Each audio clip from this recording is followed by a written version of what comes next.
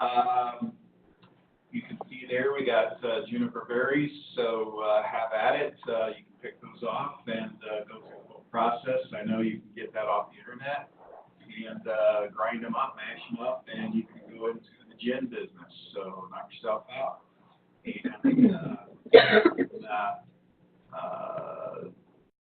just make yourself cry the blues away. So we do have it available.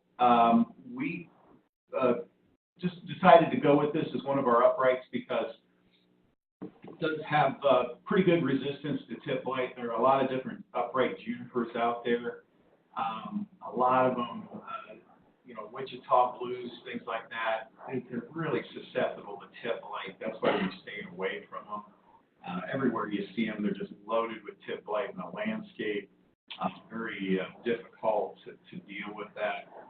But that's why we stuck with the Hetz Colnaris and the Skyrocket. Even those, with the type of weather we've been having, can get tip blight in them. So it's good to follow cultural practices. Try to keep the foliage dry, and also have a spray program in place if you really want to be successful with it. But we do have 800 of those available. Juniper pronana.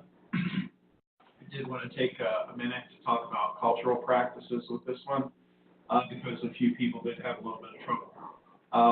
Pronana and Blue Pacific junipers did stay very active all throughout the fall, winter, and early spring. Even though they don't have necessarily new growth, they are using a lot of water. So a lot of people think that plant is dormant, they put it away, it gets dry, and then you can get dead spots or total death. Even though this plant is tolerant of dry situations, you can't let that plant get over dry.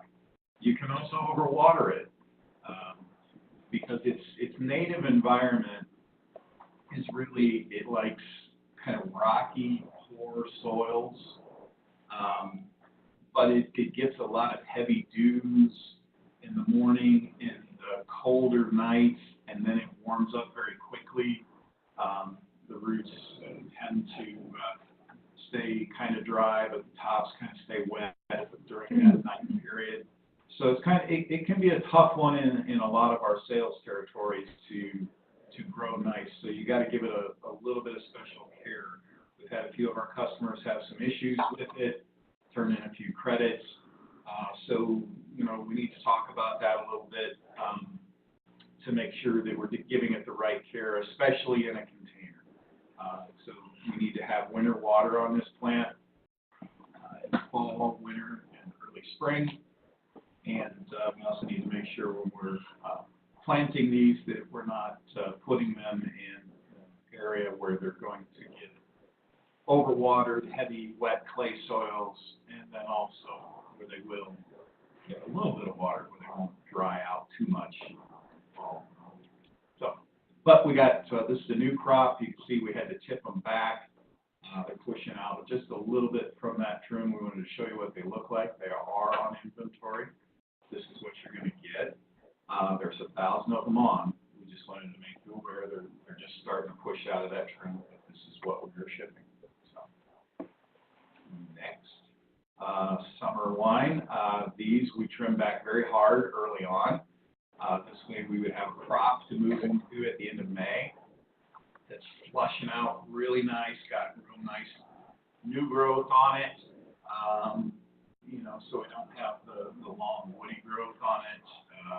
That was our intent. We got 3,000 of these, so we got plenty of these to move into. Remember, Physocarpa are natives, so we could push that fact as well. Great looking crop here, good deep color on them. That even kind of surprised me a little bit with as much cloud cover as we had. How well we've been able to keep that nice purple color on them. That's done very well. And Physocarpa don't really have a lot of issues. So very adaptable plant, can really be put in a lot of different situations. So got quite a few of those available. Little Princess, Spirea, it's been a go-to one for a very long time, kind of a landscape staple, compact with the pink flower. It's just starting to set the flower buds on it. Really, to get a rebloom on this one, you will have to trim it, but a very light trim. It doesn't take a lot of maintenance, one of the lower maintenance old varieties. But this will require some care, some spraying to keep it free of black spot, not like some of the newer ones in the programs. But it is at a little bit cheaper price, if you got people who are conscious about that and want to stay away from the program types. And then also with spirea in general, now is the time where aphids are starting to get out there, starting to look. Aphids normally won't, do too much damage to the plant, but they will make the plant suffer a little bit. We'll definitely make sure that we're aphid-free when we ship, but, just something, this is the time of year where aphids really get going, so it's just something to mention. Customers should be looking for aphids on anything that they have on their lots. One of the ones that we added this spring for American Beauties is this Coreopsis red satin. There's flower buds just starting in there, so they're probably a week or two away from flower. Nice little tight compact plants. Geranium espresso, if you recall, this one is mainly grown for the foliage. You can see you got this nice dark foliage here, not much in the way of flowers. It will produce a flower later on, but right now this is the key to this plant, is the foliage. So this is another one that we added for American Beauties. And most of the American Beauty crops we figured for 1st of June, so some of these are 1 to 2 weeks early. So that's one of the reasons we put this out. This is Geranium maculatum. A few flowers here and there in this plant. You can see it's got the big leaf. There again, just another geranium that we added in. It's a good plant that's naturalized. It's also good for butterflies and so on. I believe there was a question asked a couple of weeks ago on the Carex. A lot of these crops you see, there's smaller plants in there. We went ahead and rolled them on. That way we can start shipping on them if we get to the point where the smaller plants don't make up in size, and we'll have to roll them off. But we did go ahead and put these on. What you see on the little bench here is what we'll be pulling to ship. Iris Versicolor, this is a bare root from this spring. Typically it doesn't flower really good the first year, but as you can see, these are nice plants, ready to go. We have seen a few flowers come up in there. Rebecca Gold Star, this is stuff that we canned this spring. The crop that we had outside, we did have some crop failure with winter damage. And you can see these are just barely pop full, but they're nice, full, beefy little plants. Tiarella running tapestry. David had put these on earlier. They were a little on the small side. You see now they're nice, full flower, good to go. Veronicastium is another one. This is actually from last year's production, so we did get some of the American Beauties that are outside. For this plant, looks really good for this time of year. We had clematis in there. We've had a good rush on clematis, but as you can see, some flowers still in there. There's plenty of buds, plenty of flower power on these. These are the ones on T1. We also still have more to pick from back on S5, so we still have a good selection of most of the varieties. Coreopsis Big Bang Cosmic Guy. This is another one that we planted up this spring, so it's nice and fresh, just coming into flower. Nice little full plants. And back in the CBG, almost all the echinacea, both crops are on. Some of the earlier crops that we haven't pulled through extensively, you see we're starting to see a little bit of color. Predominantly, these are green bud, as you can see in the background. I think there might be one more picture, Lee.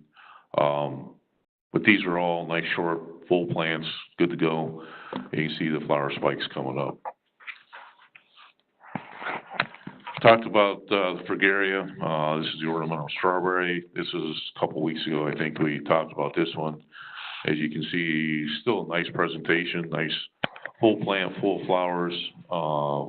Flowers that were on the pictures from 2 weeks ago are probably started to form strawberries, and I would say the edible fruit's probably about 2 weeks out. Reminder on geranium roseans, this is what we're pulling from currently. These are the outside crops. There's also another crop that we canned this spring that will follow this up. So about the time we get this one done, the other one will be right there. So there's a good follow-up on the roseans.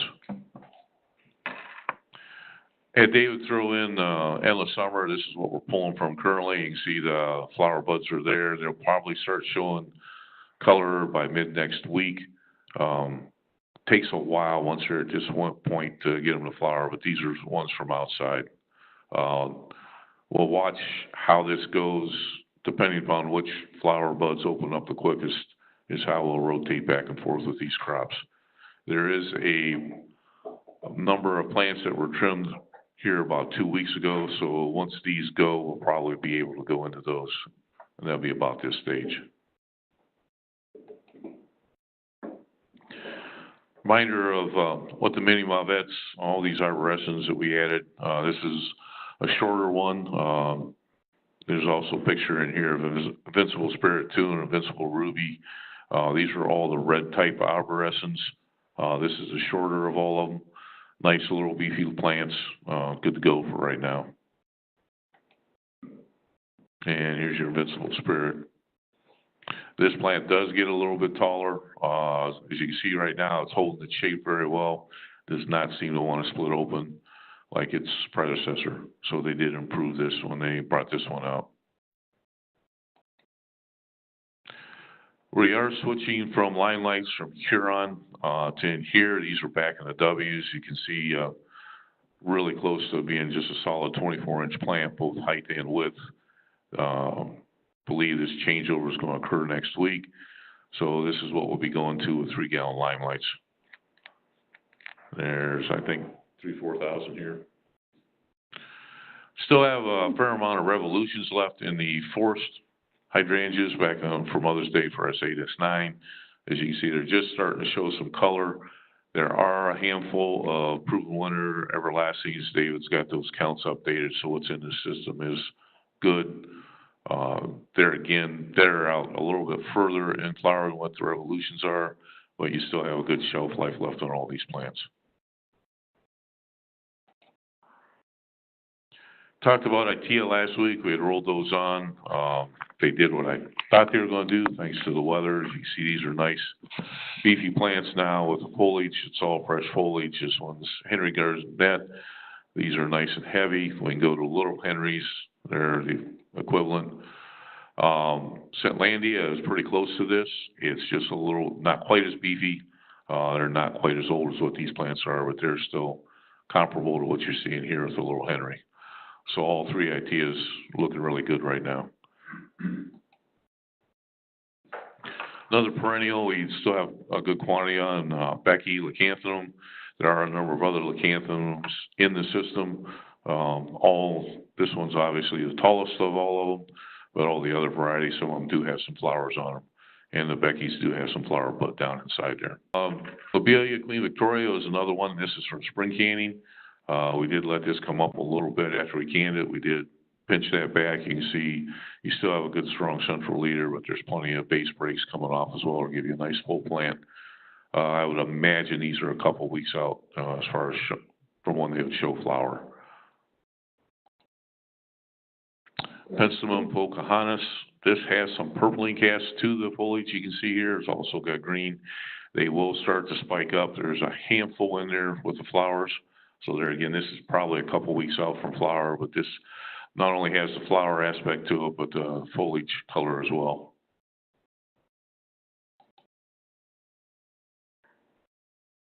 Rudbeckia Gold Rush, this is another spring one. These will get a lot bigger here over the next couple of weeks with the way the heat is. And what we'll pull is what you see here right now. There are flower buds, that's what those tips are in these. And they're probably a week and a half away from starting to open. This is a newer salvia. We had this in the queue last year. We've also got them in there this year. This is a little bit shorter, Salvia boqueta. It's known for the number of flowers it puts on. It's also somewhat self-cleaning. It will keep blooming. If you trim them back after they get done, they come back quicker, but it will keep blooming on its own. One that we've had problems with the last couple of years, Cedar Mr. Goodbud. Got a really good crop of them this year. Growers did a really good job as far as keeping the disease off of them. You see here, they're nice full plants. They aren't real vibrant green in color. We do, on fertilizer with sedums, we run that at a half rate or less, just because the more fertility we give them, they have a tendency to grow too fast, open up and split, and they will also are more susceptible to botrytis, which is a result of the water sitting on them. So we found that if we cut the fertilizer and do a few other things, end up with a little nicer crop.